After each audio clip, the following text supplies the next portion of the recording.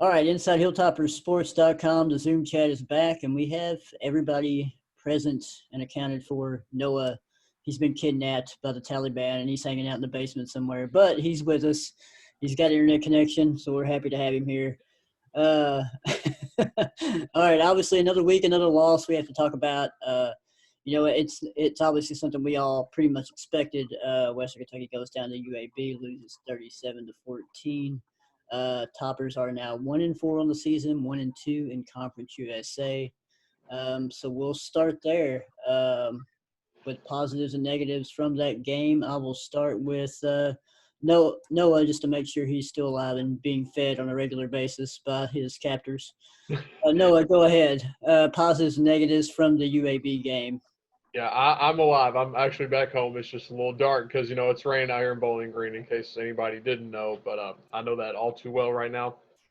Positives, I guess you could say the offense to a degree is a positive. I mean, it's been better. I would say obviously better than last week or 2 weeks ago at Marshall. And then I think Thomas gave the offense a jolt. The ball was slung around a lot more effectively. I think for a while, Joshua Simon was like the biggest positive in my opinion. I mean, you finally got the big man involved.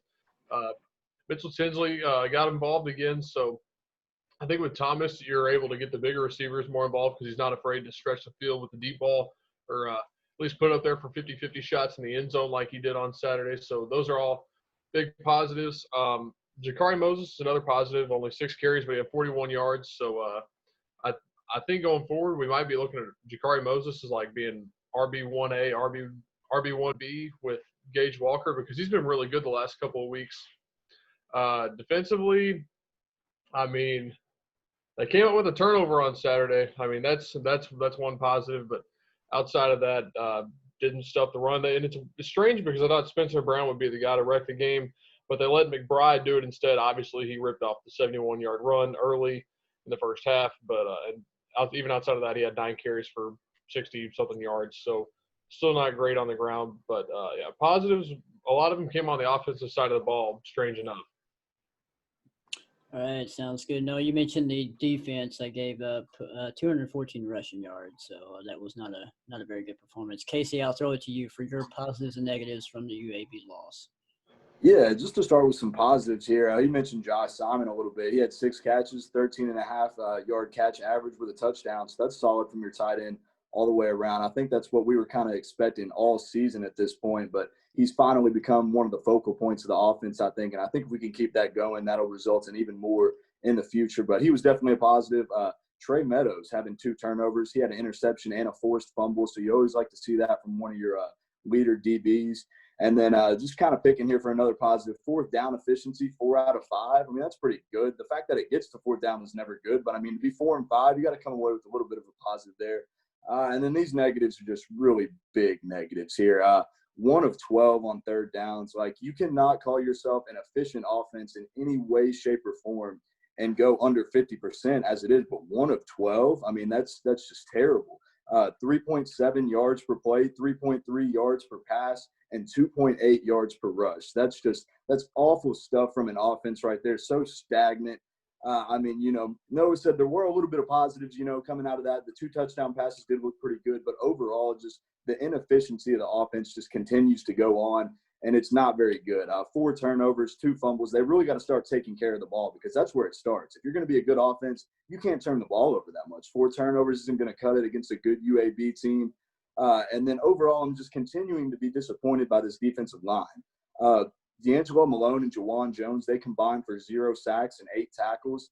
I know teams are game planning for them, but they got to make some plays, man. It just kind of stinks to see that. Malone only has 2 sacks on the year. Jones only has a half sack, and then they combined for 8 tackles for loss in 5 games. So, I mean, that's just not very good from 2 guys that we thought were going to be leading the conference at this point defensively. So, quite a few negatives there in this game, and a lot of stuff to still improve on for the Tops. Yeah, you mentioned the D-line play not doing too well, and obviously you got 2 really good players on that defensive line. So, you can take it as, you kind of know what's coming at you defensively for Western Kentucky. So a lot of players, a lot of teams are going to be trying to, take their plays away from those two guys. But yeah, it's been a disappointment in terms of production from those two guys and defensive line overall as well, Casey. So good point there. Tyler, we'll swing it over to you, man. Positives and negatives from the UAB loss. The one positive is that I did not drive 8 hours round trip to Birmingham for that game. That is the biggest positive. But I watched the entire game from home, kept some notes and stuff, tweeted my thoughts. I kind of like that more. You can kind of share your thoughts, not just your game coverage. People like that more and more. I think it gives more ability to see what you're talking about. But, I think Kevaris Thomas played, decent for his first start as a quarterback. His 2 touchdown passes were really, really nice. Him and Josh Simon on that one drive I felt like it was Akari Moses was a great carry, and then he hit Simon for a big gain. And there was times where Western, I was like, this is the offense we've seen throughout the last couple of years. It's been pretty aggressive. And then now you finish with numbers that result in what Mike Sanford did in 2017, 18. It was flashbacks of the year where you could not get the ball going on the ground. But, I think there was improvements in the game, but there's still a lot of things to work on. I know this is a week you come in where you're playing the FCS program, a chance to get a bounce back win and kind of just get your second win of the season for some momentum. But look at that UAB game. I think there was both good and bad. But you can't, 250 yards total to finish with, 1 for 12, like Casey said, on third downs. 4 turnovers. That's just the biggest thing. You turn the ball over 4 times, you're not going to win many games. I don't care who you're playing. If they have 4 turnovers Saturday against UT Chattanooga, they ain't going to win the game. There's a lot to work on. They got to take care of the football. And I guess just from there, just the defense is not playing up to its standard. There's a lot that they're not doing right. A lot too many big plays, too many big runs. And I don't know what the problem is there, if they're just being lazy or stagnant or what, but the defense has to improve. And I think the offense is coming along, but if the offense and defense work together, good things will come. But until then, there's still a lot to be done.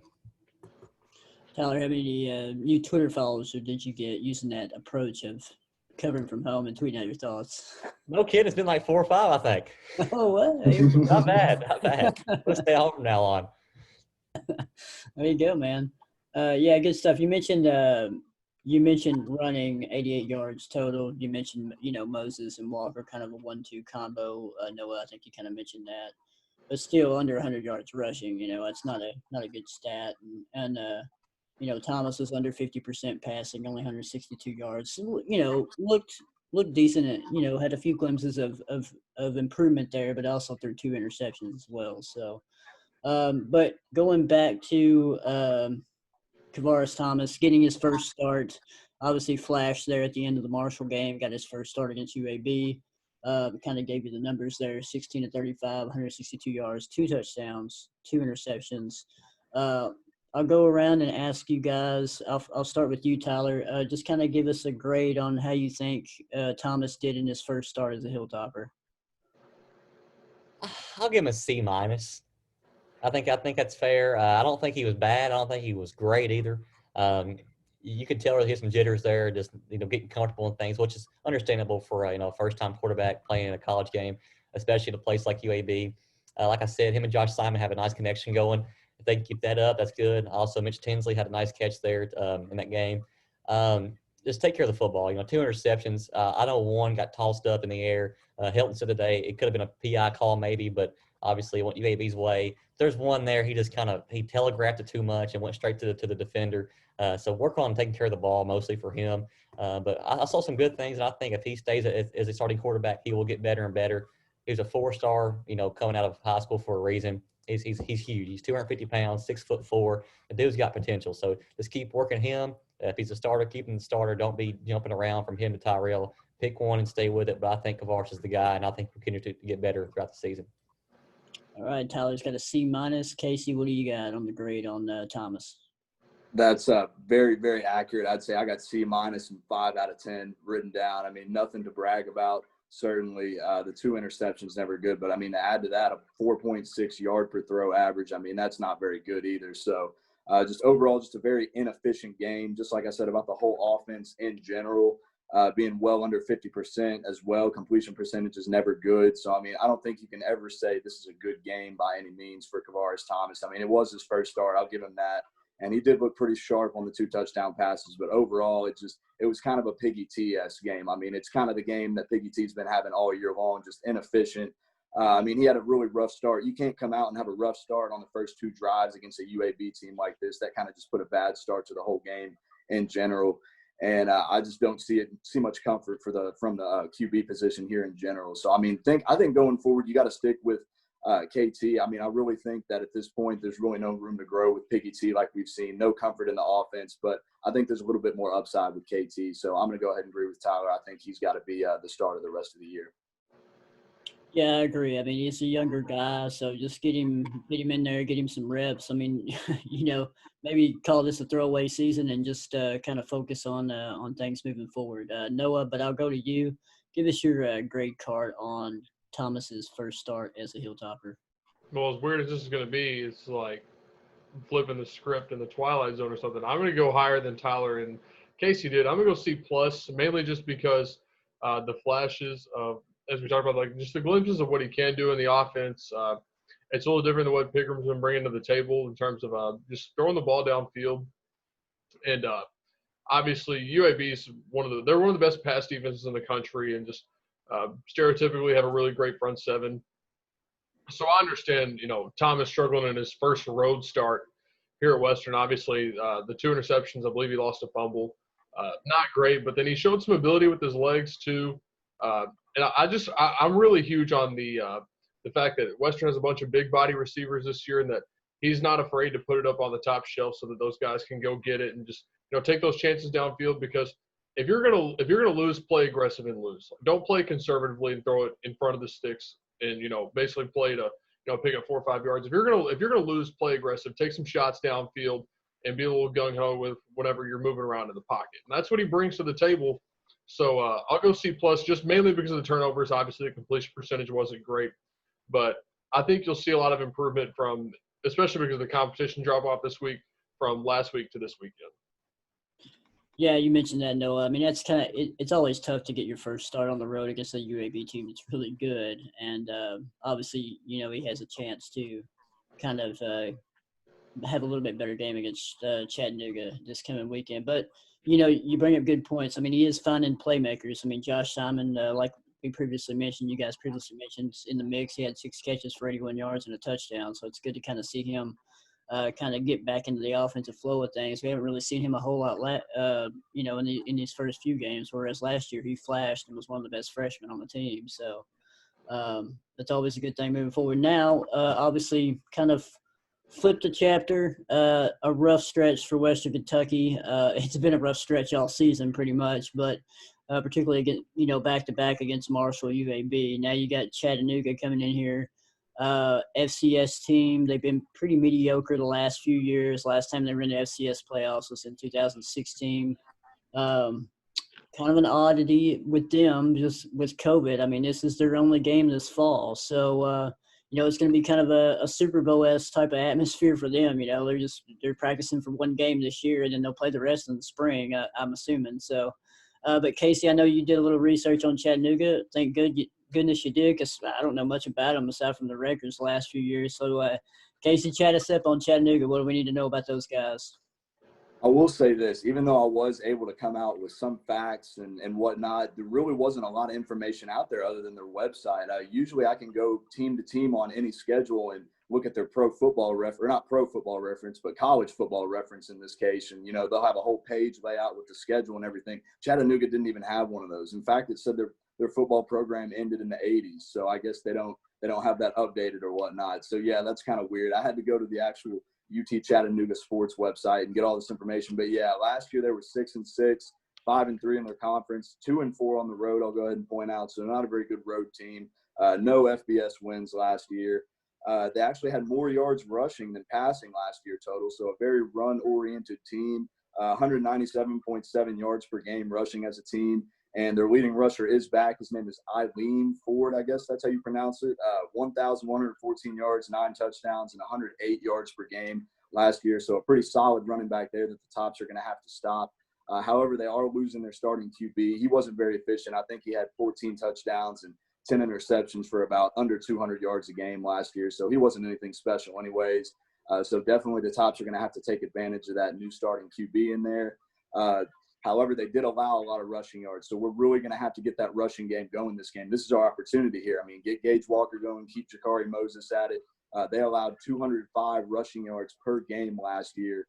And ultimately, my biggest question for this game against the matchup and against the FCS team, which you should be able to do, we would think, is can we win the trenches? I mean, look at this battle in the trenches the last 3 games. Even against MTSU, they didn't win the battle of the trenches. They both had 3 sacks, and then in the last 2 games, we got out-sacked by both teams. So, I mean, we have to win the battle of the trenches against the FCS team. Surely we can do that with all those big bodies on the defensive line that are supposed to be so good, and then the offensive line that's gotten so high praise all year long. I mean, got to win the battle of the trenches. So I really think this is a team that we outmatch overall. And with all that said about their rushing offense, stop the run and run the ball, and I think we can definitely beat this team. All right, good points there, and what you want to kind of see from Western against Chattanooga. I'll actually ask Noah the same thing. What do you kind of want to see from Western against the Chattanooga team and FCS team? I mean, is it going to be an easy win? And obviously we'll get the predictions, so don't throw out a score just yet. But what do you kind of see happening, Noah? What do you want to see happen for Western?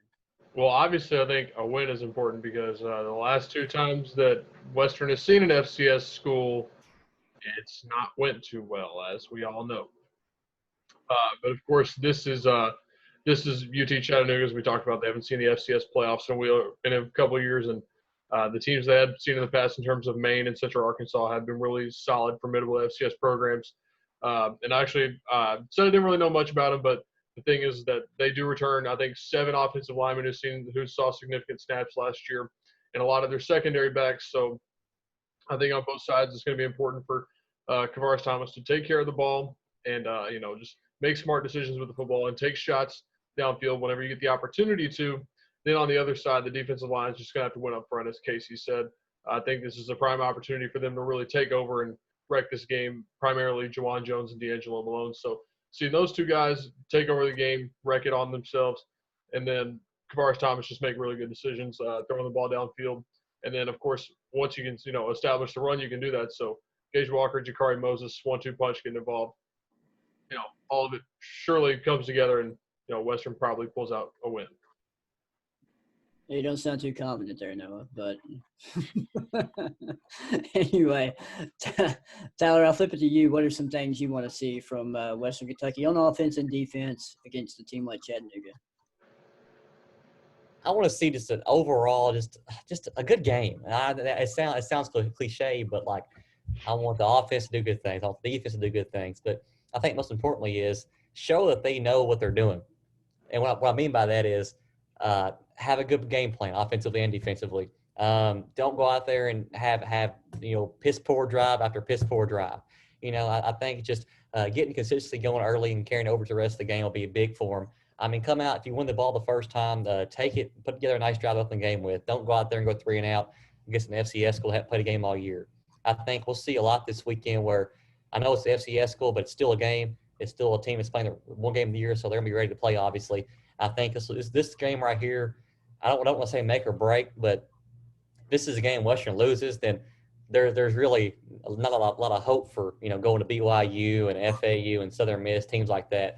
If they can get a win this week, I'm not saying that they're going to beat BYU in the following week on the road in Utah, but what I'm saying is it gives them some momentum, some hope, and shows that they know what they're doing and not just taking steps backwards but forwards instead. So I think we'll see just a lot of things this weekend. It'll be an interesting matchup because we don't know what to expect out of a Chattanooga team that hasn't played all year, but I think we'll see a lot this weekend that'll show us what to expect the next few weeks of the season. Yeah, you mentioned just having an overall quality, clean game. I think that's kind of what you want to see. I mean, you talk about Chattanooga. It's only their first, it's only their only game of the fall, and yeah, I'm sure they're probably pretty amped up to play it. But I mean, we've seen a lot of teams where their seasons have been delayed. The first game is always rusty. So you definitely want to see, if Chattanooga turns the ball, you want to see Western, take advantage of turnovers and things like that, because that's probably going to happen with a team like Chattanooga that hasn't played all year. So as jacked up as they want to be, they'll probably come out and make some mistakes and things like that, because, I mean, there's always that rust factor too. So with that being said, I think I know where your predictions are going, but what are your score predictions for Saturday's game? I'll start with you, Tyler. Of course you would. I don't know. we've seen. I was there for Maine with Mike Sanford. I was there for Central Arkansas last year. I mean, they've not been good against FCS teams in the last few years. Will that be the case this year? I don't know. We'll find out Saturday about 6 p.m. But anyway, I'm going to take Western to win just because I can't choose an FCS school to come here and win, even though they have twice in the last 3 years.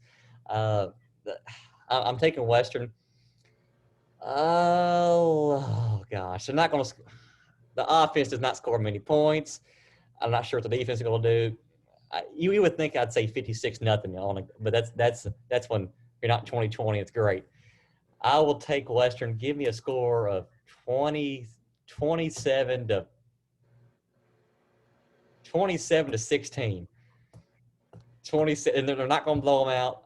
At least I don't think so. It won't be closer than that, I hope. I don't know. 27-16, Western wins. We'll see what happens. All right, Tyler. Thanks for taking up half the Zoom chat. You're welcome. Score. we do these every week, man. Just. I know. All right, so 27-16 WKU. That's Tyler's prediction. Casey, let's go to you. What's your score prediction for the game?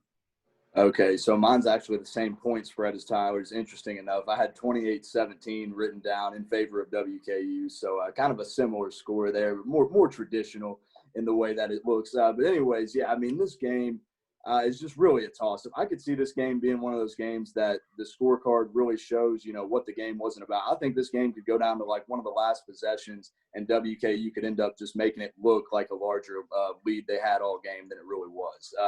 I think WKU definitely has more talent than this team. They definitely should beat them. Will they, though, based on past experiences like Tyler discussed? Who knows? So this is really a toss-up. I'm throwing out 28-17 and a dice roll, and I think this game is going to be a dice roll. Who knows what could happen? We will see, but I think a Tops victory is probable. Good deal. Probable. Tyler mentioned like all the recent FCS blunders. There's also that nice Indiana State blunder when Willie Taggart was here. I remember that one quite well. So anyway, Noah, going to you. What's your score prediction for Saturday's game? I mean, they haven't scored more than 21 all year, but I would figure if they're going to do it, it's going to be this weekend. So I've got 34-18 Western. I don't know how the 18 is going to come for Chattanooga, but I just think that it's going to be a really, really odd, because they're like you talked about, they're going to have a lot of momentum because it's the only game they're playing this fall. So I think we'll see Western take a really big lead early into the fourth quarter, and then UT Chattanooga fights back to make it look somewhat respectable. Okay, sounds good. So I got you guys written down. I'm going to go with 28-14 Western. Just kind of they'll do enough to win the game, and it's not going to be too pretty. It's not going to be an offensive showcase. So, no field goal, Sean. You're not a special teams guy. No, not really.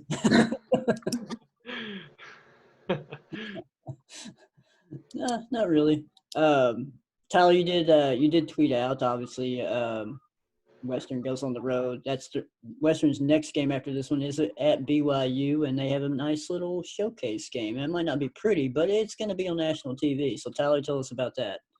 Yeah, Western BYU next week, Halloween night in Provo, Utah. The game will kick off at 9:15 p.m. Central Time. So hopefully people will be still awake then and not drunk and passed out somewhere and can watch the game. But it'll be on ESPN. BYU is ranked 12th right now. They look really good. I watched the game, I think, Friday night when I got home from my game. It was 26-21, and the final score was 43-26. Zach Wilson, I think is that his name? Zach Wilson. Dude's good. BYU's offense is fun to watch. Reminds me of the Jeff Brom days here. I don't think it'll be pretty, but hey, you get TV time under the lights in Provo, Utah, so that's exciting to watch. Yeah, it'll be a pretty setting, and people can start drinking early. All the WKU fans, and keep it going, keep it flowing throughout the game, man. So Anyway, you guys got anything else to add to our Zoom chat here? Anybody got any, juicy info or anything like that? I was just going to say, I think next Saturday, obviously, I think next Saturday will be a lost cause in terms of competing, but it'll be very important for some of the seniors and the juniors on Western to basically give their best performance regardless of the scores, because national television are times whenever guys like D'Angelo Malone, who's pretty much fighting to be basically a day 2 pick, to show their best, because a lot of scouts and GMs will be tuned in to watch BYU to begin with. So I think that'll give a little shot in the arm to Western and some of the seniors, because if you're trying to get drafted, why not do it on national TV? But as Tyler talked about, BYU special, Zach Wilson's looking like a first-round prospect. He's slowly turned into one of my draft crushes for this year. They're a really fun group to watch. So yeah, we'll see how it goes. I wish we could just do our score predictions for that one now too. I'd probably just tell you whatever the score for, we talked about earlier, the score of the Oklahoma LSU game last year was in the playoffs. That's probably what my score prediction would be for that one. So let's go ahead and keep that one in mind for next week. Let's take it 1 week at a time, all right? Yeah, come on now. Some people only have so much alcohol, okay? So, all right, Noah, you got anything else you're working on? Feel free to plug anything you're working on I'm off this week. There's nothing to watch on the there's no tape to watch this week, so I'm a film review. What'd you say, Tyler? Can't do a film breakdown. I know I don't know what I'm gonna do this week. I'll hunt around on the internet for something to come up with, since obviously this UTC group is it's different. They have a lot of transfers. I mean, they return a lot of the same guys, but I don't know how much UT Chattanooga is on the internet for me to watch. So that's where the problem comes in. So we'll see what I can come up with this week. And for me, I mean, I can't do a beat writer Q&A. There's not a UTC Mox beat writer out there anywhere I know of. Well, geez. I don't know. I mean, we know Noah's going to be busy trying to get out of his kidnapping. He's gonna busy the rest of the week trying to escape the Taliban. So, Tyler, I don't know. Yeah, we'll figure something out for you. But we always figure something out. But we'll have game coverage no matter what. That'd be fun. Yeah, Casey, you got anything to plug? Whether it's with us at InsideHilltopperSports.com or any of your other ventures out there. Yeah, totally. First, I'll just go ahead just to add on to the BYU game. I don't want us to be on ESPN if that's okay. I'd rather us just stay on Stadium so nobody can watch us and we can just keep our thoughts about the Hilltoppers to ourselves. National TV doesn't need to see that. But anyways, yeah, some good stuff coming up this week. I'll have another player feature. I haven't decided who that's going to be on yet, but I'll find somebody good. It's got some good quotes out there. And then I've got the Pro Topper update coming, of course. Not many big splashes around the NFL this past weekend with toppers, but always 2 solid linemen out there that I can write about. So got that in there. And then other than that, also, Sean's got the Gopher Report going. We got some good stuff with Minnesota rivals going on. I know Tyler's got a good piece he's about to come out with here pretty soon. So we got some good stuff there in Minnesota with their first game this weekend. So if you want to watch a good football team, maybe tune into the Minnesota game. Row the boat. That's right. Row the boat. That story was one of my favorite ones I've put together for multiple reasons, but just to sit there and go through a lot of numbers, I'm a numbers guy nowadays. Oh, yeah. That was fun.